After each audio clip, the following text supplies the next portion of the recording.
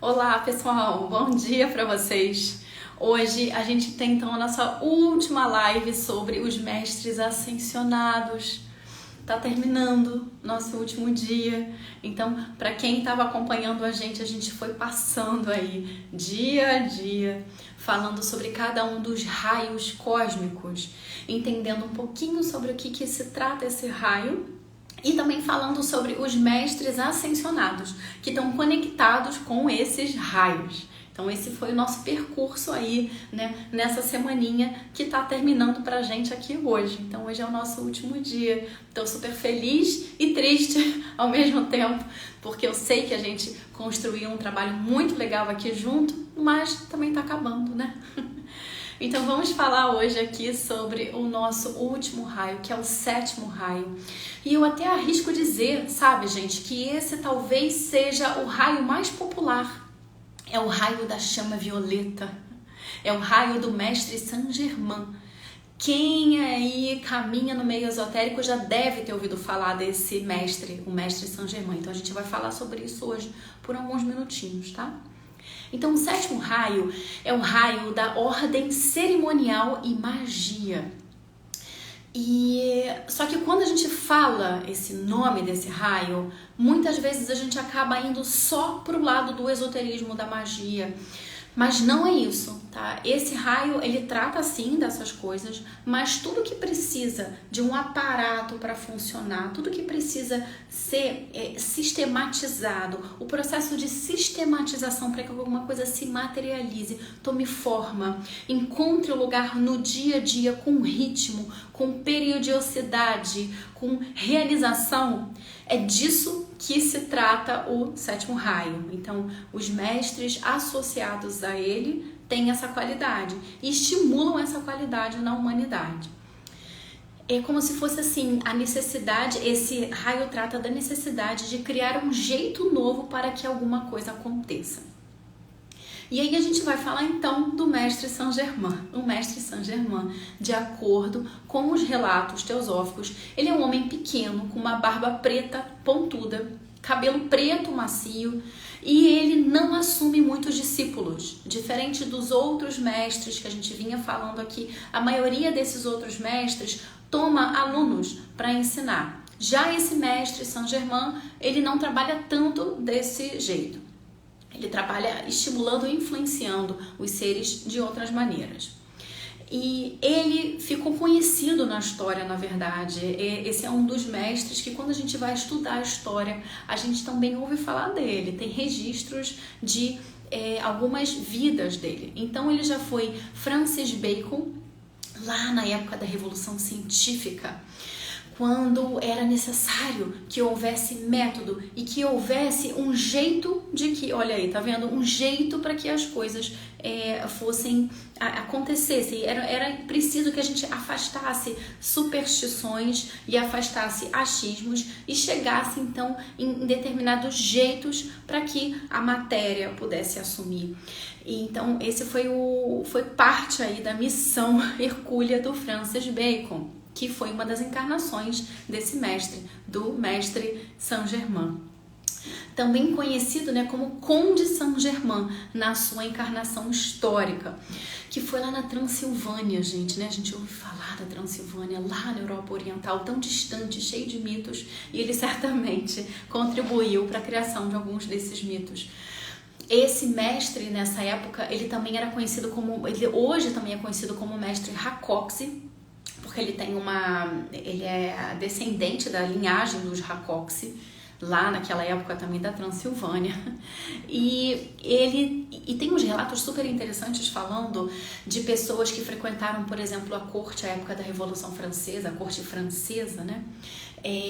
Pessoas próximas a Maria Antonieta, dizendo que conheceram esse ser, né, essa pessoa, o Conde Saint Germain, conheceram ele em um determinado momento e muitas décadas depois, mais ou menos assim, várias décadas depois, encontraram de novo essa mesma pessoa e é como se ele não tivesse envelhecido absolutamente nada, como se ele tivesse mantido o mesmo aspecto físico, sem nenhum sinal de deterioração do corpo.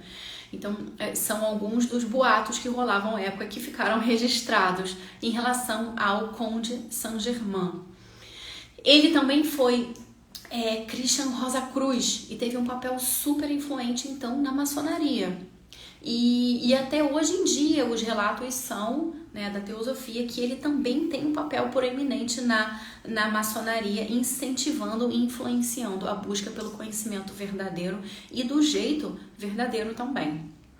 Lá na época lá dele, do Conde Saint-Germain na Transilvânia, ele morava então na Europa Oriental e hoje em dia o que se sabe dele é que ele permaneceu por muitos anos morando ainda num castelo que pertencia à família dele, à linhagem, né, ascendente dele. Ele teria continuado morando então nesse castelo lá na Europa Oriental. E hoje em dia ele está ocupado então com o crescimento da ciência moderna ainda, lá desde antes lá daquela vida dele como Francis Bacon, mas ainda hoje também. E ele também disse que ele tem a ver com ele leva adiante, ele continua alimentando a chama de certos rituais de mistérios muito antigos. E ele também está relacionado com o crescimento mental na Austrália e nas Américas. Então, quem sabe nós aqui no Brasil também não somos mais fortemente influenciados pelo mestre Saint-Germain hoje em dia.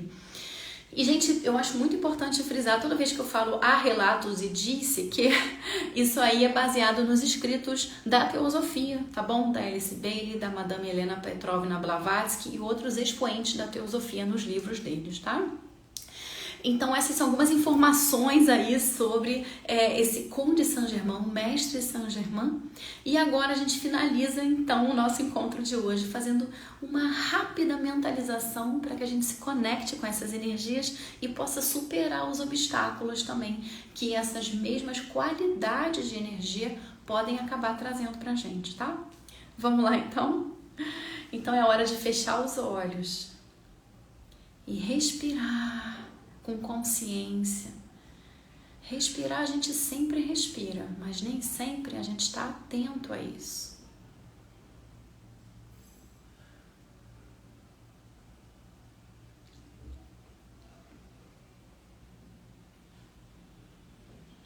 Ao ser transcendente, aos grandes mestres ascensionados, a nossa alma superior, nosso eu divino, aos devas, aos anjos, muito obrigada por toda ajuda, proteção e orientação divinas. Obrigada pela iluminação, pela força interior, para que possamos superar as qualidades negativas desse raio, o misticismo exagerado, a crença demasiada em certos rituais, o apego ao formato. Obrigada pelas bênçãos para podermos superar esses aspectos negativos.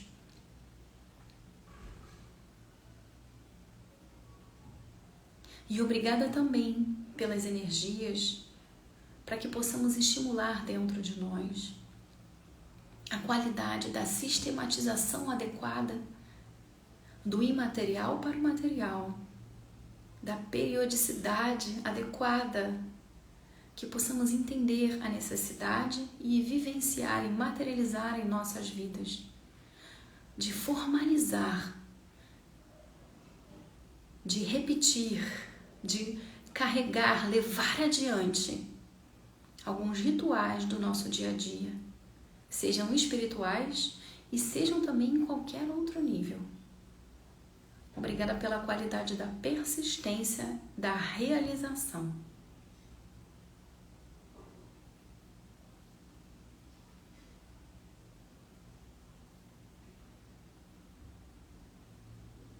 Com gratidão, respeito e amor, que assim seja.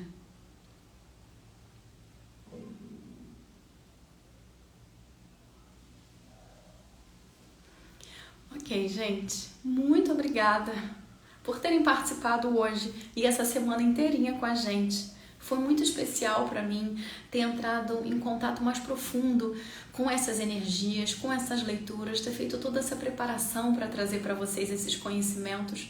Então eu também agradeço a vocês por isso. E quero dizer que eu estou super empolgada porque daqui a pouco a gente vai ter o início do nosso grupo de estudos online, onde a gente vai falar sobre os raios. Por alguns meses a gente vai ter encontros online para explorar isso, entender essas energias, vivenciar nas nossas vidas, deixar que essas energias vibrem para que a gente possa percebê-las, entendê-las, experienciá-las, superar os aspectos negativos delas e também deixar a luz vibrar, brilhar dentro da gente. Então, para quem vai estar no nosso grupo até daqui a pouco, tá? Para quem não tá, ainda dá tempo de entrar, corre, manda um direct pra gente para perguntar os detalhes, tá bom? Tchauzinho para vocês, gente, até a próxima, viu?